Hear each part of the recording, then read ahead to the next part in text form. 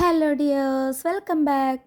ഇന്ന് നമുക്ക് ബ്രേക്ക്ഫാസ്റ്റ് ആയിട്ടും 4 മണി പലഹാരമായിട്ടും കഴിക്കാൻ പറ്റുന്ന മലയാളികളുടെ നാടൻ പലഹാരമായ ഇലയട എങ്ങനെയാണ് ഉണ്ടാക്കുന്നതെന്ന് കാണാം. സാധാരണയായിട്ട് ഇലയട സ്റ്റീം ചെയ്തും ചുട്ടും ഉണ്ടാക്കിയെടുക്കാറുണ്ട്. ഞാനിന്ന് സ്റ്റീം ചെയ്തെടുക്കുന്ന ഇലയടയാണ് ഉണ്ടാക്കുന്നത്.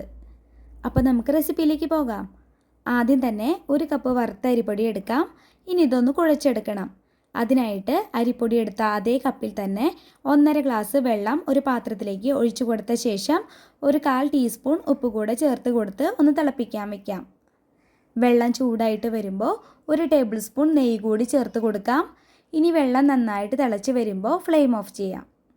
ഈ തിളച്ച വെള്ളത്തിലേക്ക് നേരത്തെ എടുത്ത് വെച്ച 1 കപ്പ് അരിപ്പൊടിയില്ലേ, അതുകൂടെ ചേർത്ത് കൊടുത്ത് ഇതുപോലെ നന്നായിട്ടൊന്ന് മിക്സ് ചെയ്തെടുക്കണം. ഇനി ഇത് കുറച്ച് നേരം ഒന്ന് മൂടി വയ്ക്കാം. അപ്പോഴേക്കും ഇലയടയ്ക്ക് വേണ്ട ഫില്ലിങ് റെഡിയാക്കി എടുക്കണം. അതിനായിട്ട് പാനിലേക്ക് ആദ്യം 2 അച്ച് ശർക്കര ഉരുക്കി അരിച്ചെടുത്തത് ചേർത്ത് കൊടുക്കാം.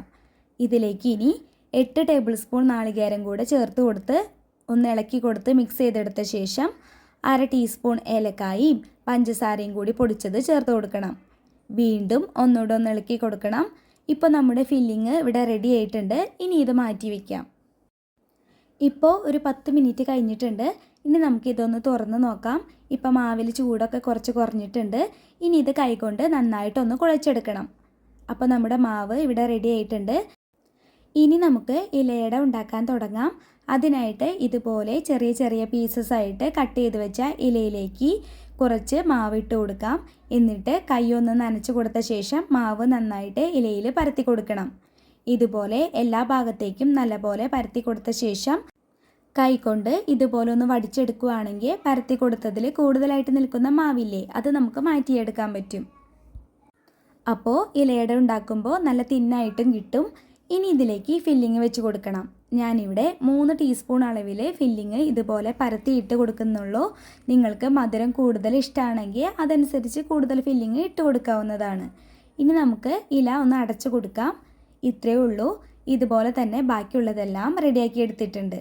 ഇനി ഇതെല്ലാം ഒന്ന് സ്റ്റീം ചെയ്തെടുക്കണം. അതിനായിട്ട് നിങ്ങൾക്ക് സ്റ്റീമർ യൂസ് ചെയ്യാവുന്നതാണ്. ഞാനിപ്പോൾ ഇതുപോലൊരു പാത്രത്തിൽ വെള്ളം ഒഴിച്ചു കൊടുത്ത് അതിന് മുകളിൽ ഒരു തട്ട് വെച്ച് കൊടുത്തതിൽ വെച്ചാണ് കേട്ടോ വേവിച്ചെടുക്കുന്നത്. ഇപ്പോൾ നല്ലപോലെ ആവി വരുന്നുണ്ട്. ഇനി ഇത് മൂടി വെച്ച് ഒരു 10 മിനിറ്റ് വെക്കാം. ഇപ്പോൾ ഒരു 10 മിനിറ്റ് കഴിഞ്ഞിട്ടുണ്ട്. ഇനി നമുക്ക് ഫ്ലെയിം ഓഫ് ആക്കിയ ശേഷം ഒന്ന് തുറന്ന് നോക്കാം. ഇലയുടെ കളറൊക്കെ മാറി വന്നിട്ടുണ്ട്, കണ്ടില്ലേ? ഇനി ഇത് ഒരു പാത്രത്തിലേക്ക് മാറ്റി വെച്ച ശേഷം കുറച്ച് ചൂടാറി കഴിയുമ്പോൾ കഴിക്കാവുന്നതാണ്. അപ്പോൾ ഇത്രയേ ഉള്ളൂ. നമ്മുടെ സോഫ്റ്റ് ആയിട്ടുള്ള ഇലയട ഇവിടെ റെഡി ആയിട്ടുണ്ട്. ഇപ്പോൾ ഒരു 5 മിനിറ്റ് കഴിഞ്ഞിട്ടുണ്ട്. കണ്ടോ, ഇല ഇതുപോലെ ഒന്ന് മാറ്റിയിട്ടോ അല്ലാതെയോ മുറിച്ചെടുത്ത് സെർവ് ചെയ്യാവുന്നതാണ് കേട്ടോ. അപ്പോൾ ഇലയട ഇതുപോലെ ഒന്ന് ഉണ്ടാക്കി നോക്കിക്കോളൂ. റെസിപ്പി ഇഷ്ടപ്പെട്ടെങ്കിൽ എൻ്റെ ചാനലൊന്ന് സബ്സ്ക്രൈബ് ചെയ്ത് സപ്പോർട്ട് ചെയ്തേക്കണേ. അതോടൊപ്പം നിങ്ങൾക്ക് ഇഷ്ടപ്പെട്ടവർക്ക് ഷെയർ ചെയ്തും കൊടുത്തോളൂ. അടുത്തൊരു ടേസ്റ്റി റെസിപ്പി ആയിട്ട് വരുന്നവരേക്കും ബൈ ബൈ. Thank you.